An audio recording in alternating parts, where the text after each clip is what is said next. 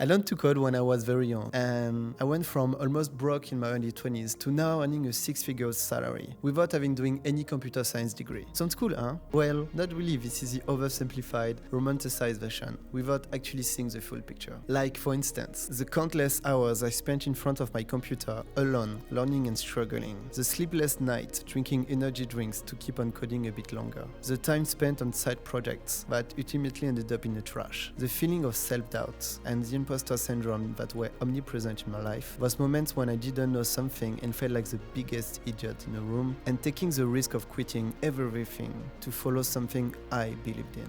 I want to show you what's the reality of being a self-taught software engineer. This career genuinely changed my life, and it might be the same thing for you, but there will be dragons along the way. So let me tell you a bit more about them.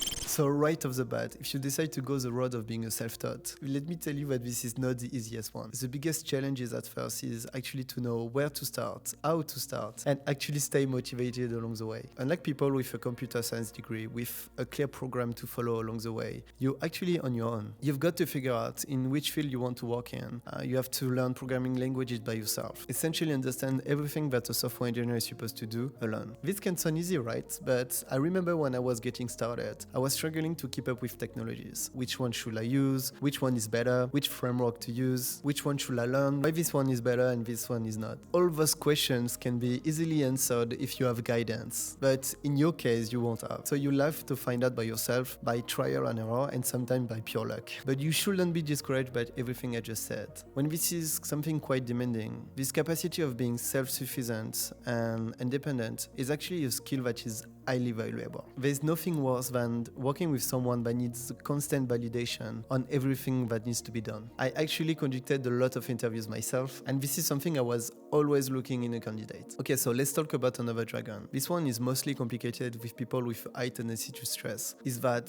from time to time you will feel dumb, and it's completely okay. Because you did your own education, I can almost guarantee you that some days you won't know something. If this situation happens when you're alone or when you're on Slack, it's completely right. You have time to find a solution to your problem. But let's say that you're in a meeting or in a job interview. You have to find the right words to get out of the situation. Most of the time, those situations are completely okay, and you can always say that you came up with an answer later on. But your communication must be on top to compensate for your lack of technical skills. The cool thing is that most of the time, you are the expert in the room, and people will be looking for your advice and your knowledge. Something that really helped me along the years for that is to always stay on top of the industry, learning the new technologies, the new frameworks, the new tech stacks, making side projects, try to hack stuff. All of this will add up and create a solid technical background. For instance, for a very long time, I wasn't really interested by algorithm because I was only doing mostly basic front-end stuff, right? But when I started to move my attention towards the back-end and that I had to code really intensive stuff with critical piece of software that need a lot of speed and optimization, I took a full course on algorithm and did a lot of lead code exercises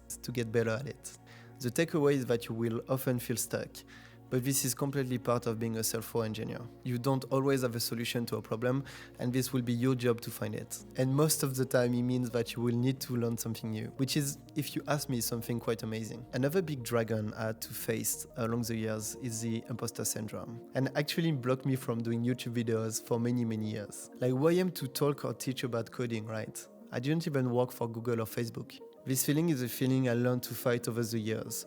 The more I've been coding, the more I've been praised for my work, the more I gain confidence in my skills.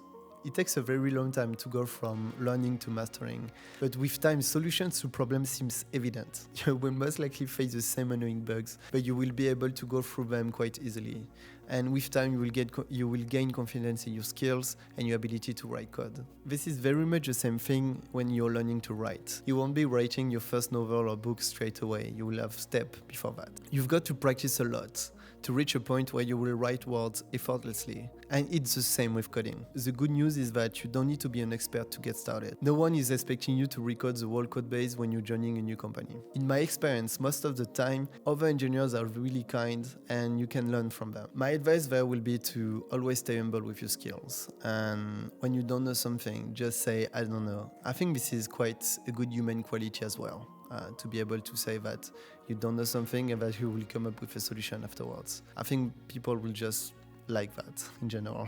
Finally, the last dragon. And actually, this is a question I got asked quite a lot. And the question is it difficult to find a job when you're self-taught? And the answer is yes, totally. Because this is your responsibility to fill up your resume with as much proof as you can that you know how to code. Most of the time, employers don't care in which school you went to or if you even did a computer science degree. However, they always care about what you achieved and how you achieved them. You need to bring proof on the table. You need to show off your skills in such a way that they are intrigued by your profile. Something that really worked for me, and I think that can work for you too, it's the large amount of side projects I've done throughout my life. Actually, most of them completely failed, but this is not the point there. They didn't fail because they weren't good technically. They failed because I was a bad entrepreneur. And actually, I'm talking about that in a video. I will add the link there. Maybe it can give you some ideas, some advice. But all those projects were something I was able to show during interviews, and it was always extremely impressive for them. I coded a dating app, a running app, a calendar for Teams, and many other things. But anyways, the takeaway of this point is to actually come to a job interview with something to show. It can be anything, even very small projects, something that you did for fun, something that you hack just for you to play with. You never know. This can be the little thing that will make the world difference at the end. Being a self-taught software engineer can be a very long road. But at the end of this road, you'll be able to create a lot of things. You'll be able to have fun, maybe find the job of your dream, or even create your own business, right? For instance, one of the last things I built was to connect an artificial intelligence to my Tinder accounts.